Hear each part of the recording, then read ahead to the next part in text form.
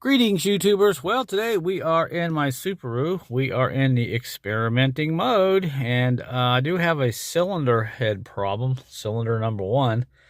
It's got a very, very small leak. It's got just enough pressure coming back through the coolant, through the cylinder, and it's causing my engine to throw a check engine light on cylinder number one. Now, it's a very slight pinhole. I was going to put some bar stop leak in it, but the problem is you have to drain all your antifreeze out.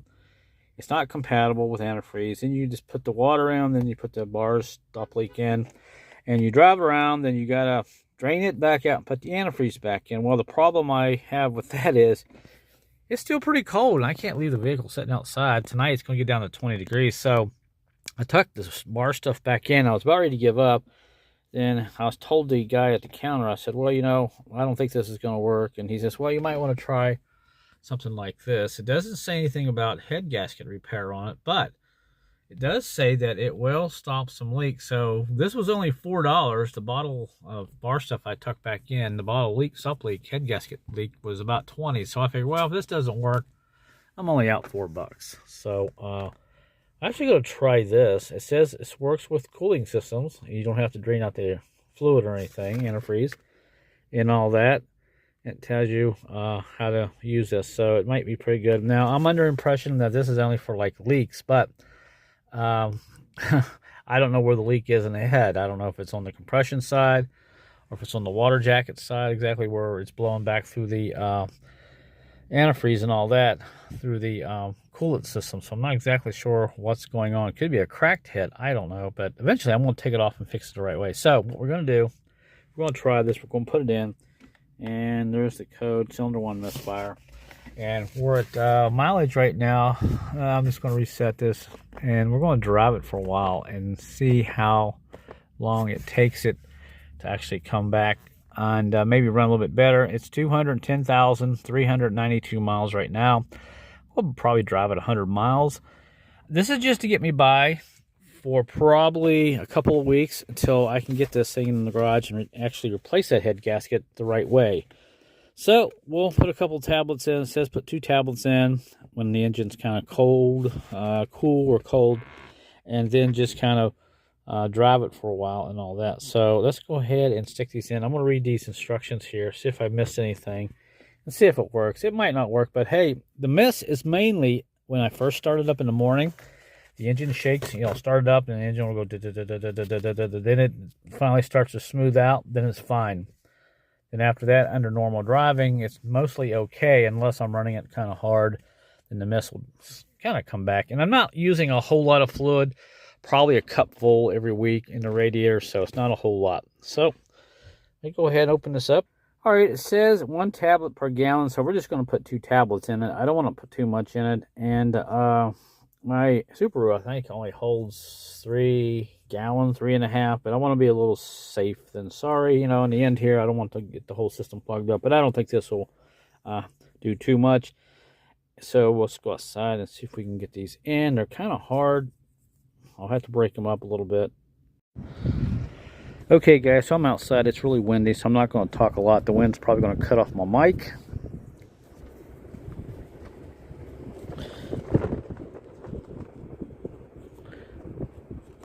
I'm going to have to somehow break these up and put them in little pieces and drop it down into the radiator. So let me do that. Alright, guys, so I've got a pair of pliers here, and I'm kind of breaking it up in little pieces and throwing it in there. I'm probably wasting my time, but you never know. I've got 1 tablet in. Stick the other one in. I don't know what this stuff is. It's like, it almost smells like pepper, honestly. I could just probably use pepper at the house. Let me break the rest of this off camera here.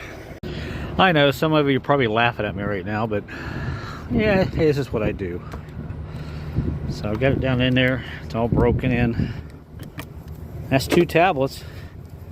And it's pretty well full, so we'll put the cap on, we'll start it up and drive it. We'll see if it slows the leak down, especially when I start it up in the morning. But hey, you know, if you have a leak in your radiator, maybe you'll know exactly if this will work for you. It'll probably work for just regular pinholes and so forth in the radiator, but I'm not sure about the cooling system. We'll see how that goes. All right, so let's go ahead and start it up. All right, so I got it running. See if this is circulating any. Well, I'll drive it, just start it, but we'll come back here a little bit later, probably later in the week after I put 100 miles on it. But mainly, if it's going to work, I'll know during startup on a cold morning after it's been setting all night. That's when the engine has a dead miss. I can feel it. But if that goes away, then I know this probably worked temporarily. So see you back here a little bit later. Wish me luck, and let me know where you're watching from right now. Oops, I lied. We'll come back here shortly, but wanted to go ahead and fill this up before I drove too far. Now we're going to freeze out. And now I'll see you back here a little later. Hopefully this works. We'll see. All right, everyone, we're back. It's been about 2 days, and I've driven almost 100 miles. Did a lot of in-town driving and some highway driving, so it's cold out here today. This thing's going to miss. It's going to do it now. Oh. It always does it when you first start it up when it's cold. So make sure everything's off, fan, because I want to hear this thing.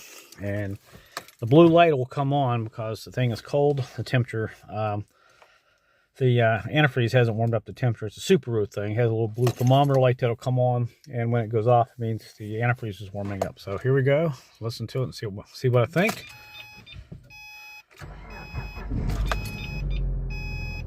Oh wow, this started up. Oh, it sounds great. No missing.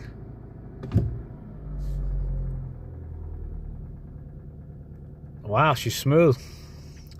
So apparently, and I'm not a sponsor of this stuff here. I paid $4 and something. I'm like $5 total for this stuff. So I only put 2 in there. And yeah, let me drop it down in gear.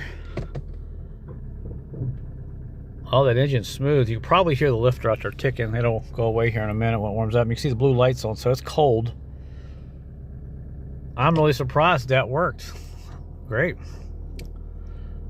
So that might be a temporary fix for some of you guys if you have a small leak, small head gasket leak, just losing a little bit of fluid. Try these things instead of pouring all that liquid, because that liquid is not compatible with all the antifreeze. This stuff here is. You don't have to drain out your antifreeze and put the stuff in, then let it seal, then drain it back out, then put antifreeze back. You know, that's something I did not want to do. So this would be an alternative and interesting. But you might want to read the instructions on the back before you actually do it. But hey, I got some extra ones left here if I ever need them. So we're at 210,494 miles. I don't know how far I've driven. I have to go back and look at my earlier video and see what I posted. But yeah, we'll take her down the highway here and wrap this video up. So yeah, it did work. I was surprised. All right, so I've driven another, I don't know, 20 miles, and this thing's running great. I can't believe I took care of it, but I wanted to show you on the OBD code reader.